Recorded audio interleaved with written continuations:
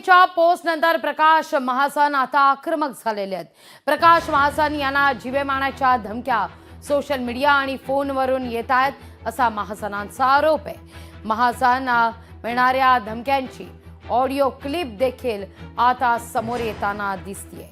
अर्थात या ऑडिओ क्लिपची पुष्टी लोकशाही मराठी करत नाही।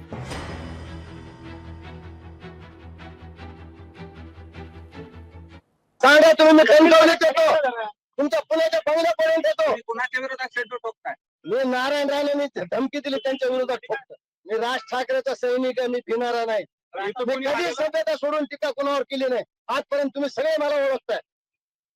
कोणी भाषेतला शब्द वापरला तर तुम्हाला एवढा राग आला, कारण मी खरं बोललो।